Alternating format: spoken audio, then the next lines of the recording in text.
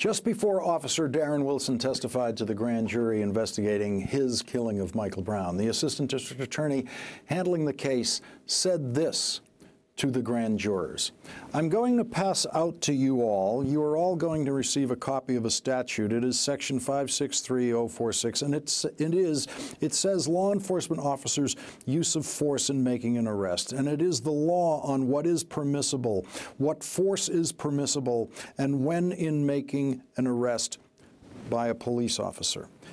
The assistant district attorney, Kathy Alizadeh, then handed the grand jury a copy of a 1979 Missouri law that was ruled unconstitutional by the United States Supreme Court in 1985. She was handing them something that had not been law in Missouri during her entire legal career.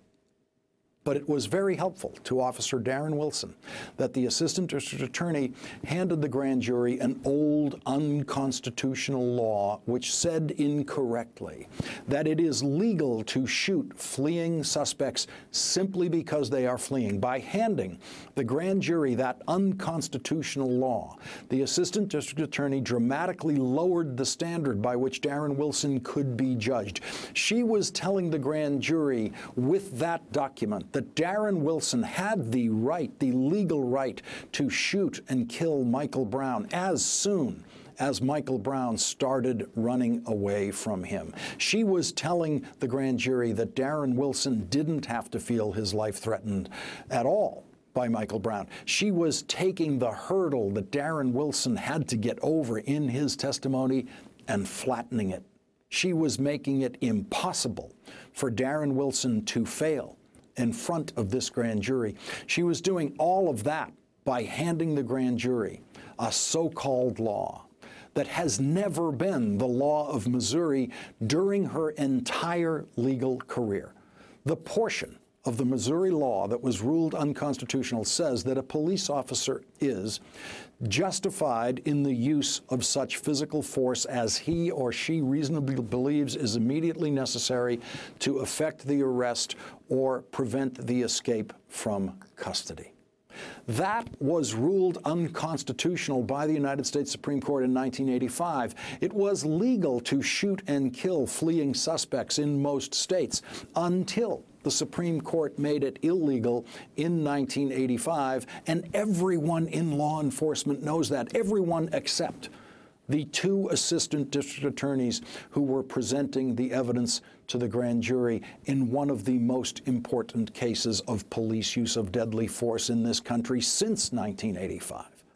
There is nothing more helpful the assistant district attorney could have done for Officer Darren Wilson right before his testimony, than show that incorrect, outdated, unconstitutional law to the grand jury. The grand jury then listened to Officer Wilson's testimony with the belief that anything he did to Michael Brown would be fully justified legally simply because Michael Brown at some point ran away from Officer Wilson.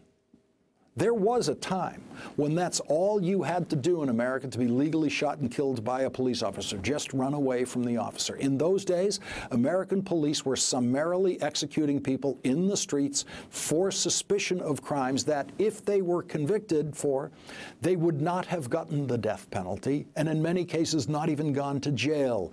Kids jumping out of stolen cars and running away from cops could be legally shot in the back and killed in those days for a crime that obviously did not carry the death penalty. There was actually one case of a man who spit on a police officer and then ran away from the police officer and was legally shot and killed by the police officer. Spitting on a police officer was a crime in that state, but it did not carry the death penalty unless you ran away from the officer. The district attorney's office allowed the grand jurors to travel back in time to the good old days of American law enforcement when the cops could shoot people for running away. Before Darren Wilson was born, that's how far back in time they went. The assistant district attorneys did that by using the old unconstitutional law as the window through which these grand jurors would evaluate Darren Wilson's conduct. The grand jury listened to the officer's testimony, believing that according to the law, Michael Brown did not have to pose any kind of threat to Officer Wilson to justify Officer Wilson shooting him dead. Weeks after Officer Wilson testified, several weeks after that, just as the grand jury was about to consider what charges they might vote for, the Assistant District Attorney, Kathy Elizadeh, knew that she had better amend the record of these proceedings by introducing to the grand jury the real law, the accurate law on police use of deadly force in Missouri. And so she told the grand jury, previously, in the very beginning of this process, I printed out a statute for you that was the statute in Missouri for the use of force to effect an arrest.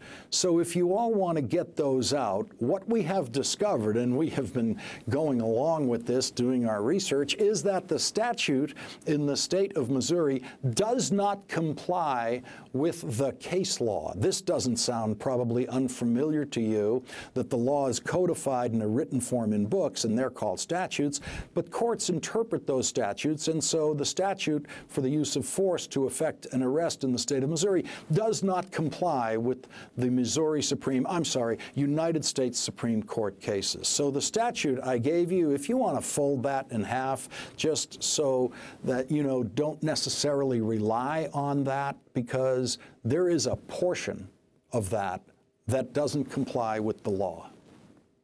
She then handed out to the grand jury a new document explaining the law on police officers' use of force, and then said, that does correctly state what the law is on when an officer can use force and when he can use deadly force in effecting an arrest, okay?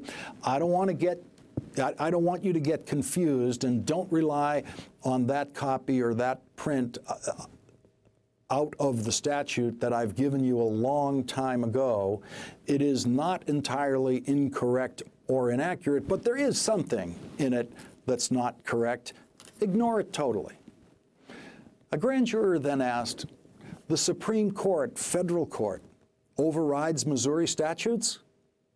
Now, we all learned the answer to that in high school. It is one word: yes.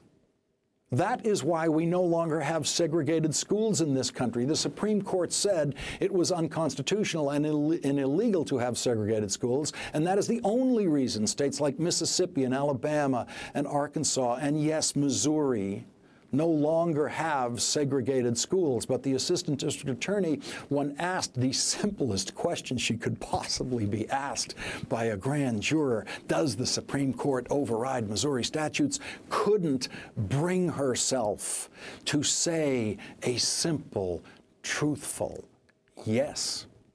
Instead, she actually said, quote, just don't worry about that. Her full reply, word for word, was, as far as you need to know, just don't worry about that. The other Assistant District Attorney in the room added, we don't want to get into a law class. America already had a law class on this when Alabama Governor George Wallace stood in the doorway to prevent the first black students from attending class at the University of Alabama because the United States Supreme Court had ruled states' segregation laws to be unconstitutional. The federal government crushed the little, powerless, angry governor of Alabama when he needed to be crushed in that doorway by the righteous power of the United States Supreme Court and the federal government.